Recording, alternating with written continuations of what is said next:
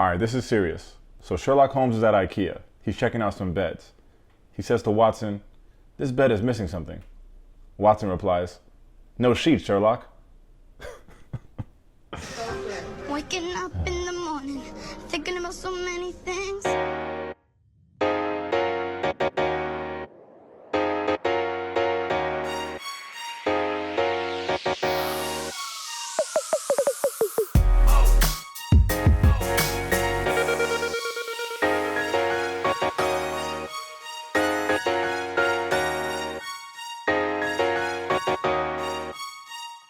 Alright, welcome to Tate's Take. If you're new here, I do spoiler-free movie and TV reviews. Give you a little background, basically to know if I think it's worth checking out or not. If that's something you're into, go ahead and hit that subscribe button for your boy.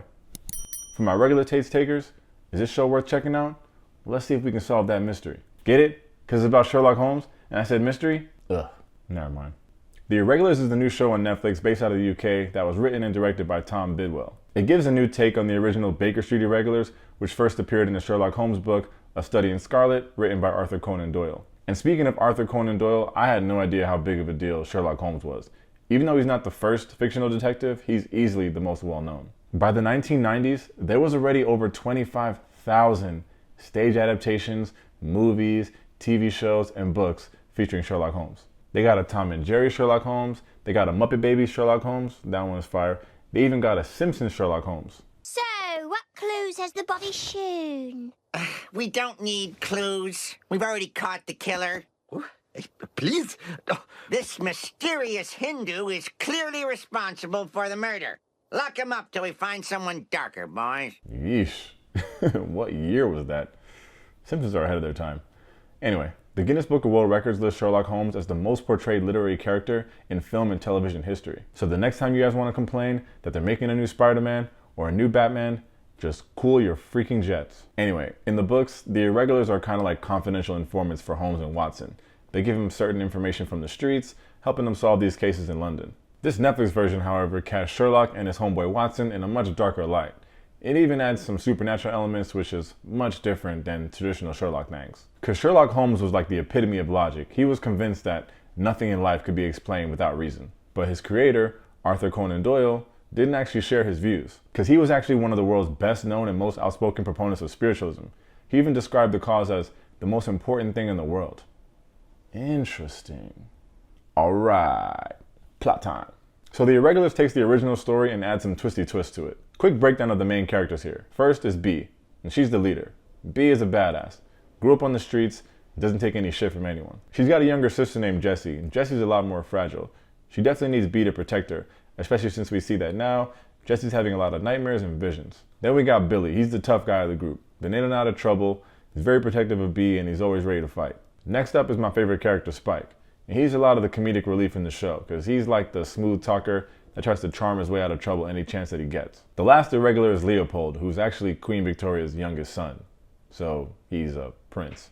He's got some health issues, so the Queen doesn't ever let him leave the palace. For his 17th birthday, he asked to be allowed to go outside, and that's where he met the rest of the gang. But the gang doesn't know he's a prince because he doesn't reveal his true identity. It's kind of like Richie Rich when he sees the kids playing baseball and he gets all sad because he doesn't have any friends, he just wishes he could be a regular kid. Yeah, it's like that. Ugh. I love Richie Rich.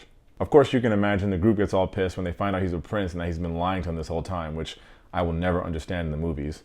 Like, if I fell in love with this girl that worked at the post office and she's like, "Chris, I'm sorry.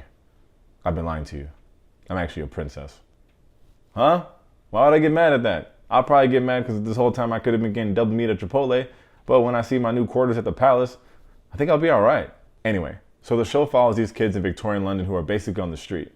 B being the leader, and her younger sister Jessie having those wild nightmares, she wants to get her some help. Of course, they're super poor, but lucky for her, she meets Dr. Watson in 221B, and he offers her a few shillings if she can find information about some mysterious crimes in the city. My business partner and I have been watching you from our apartment on Baker Street. Your sister has a gift. She can see things normal people cannot. That's the doctor's name. John. John Watson. He knows much more than what he's telling us. So the gang works together to solve these mysteries, but the more they solve, the more they realize that they may have a bigger role in them than they think. And now we got a series. So what's my take? Okay.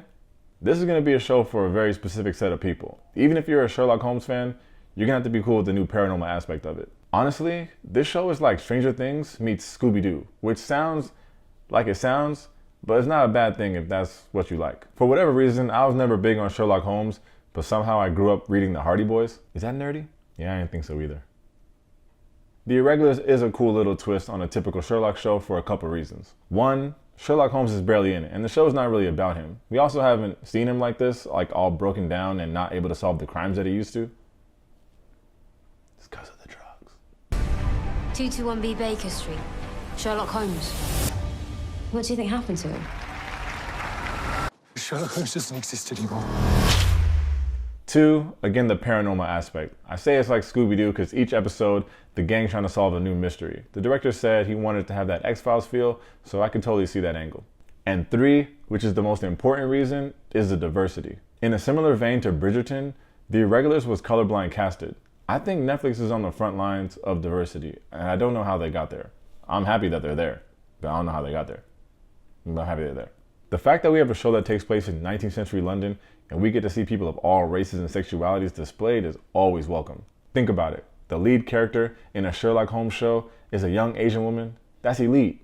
And most importantly, none of it seems weird at all. It doesn't feel like a show about race. When you're watching it, you don't think, oh wow, what's that black guy doing there? It's just a guy. Even though I guess back then the British cared less about race and more about what class you're in, but still.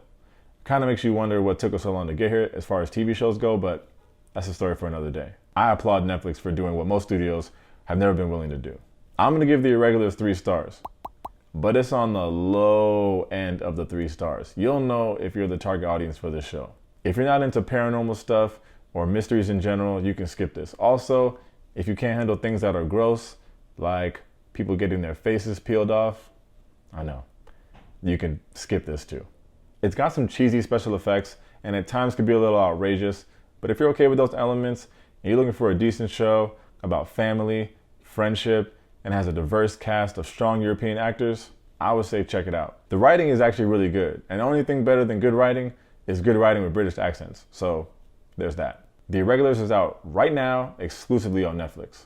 As always, thanks for checking out Tate's Take. If you enjoyed the video, make sure to hit that like and that subscribe button. In the comments, let me know if you're a Sherlock Holmes fan or a Hardy Boys fan. I'm not the only one. I know for a fact they were popular. They were popular, right? They were probably popular. Thanks for the time, y'all. Peace.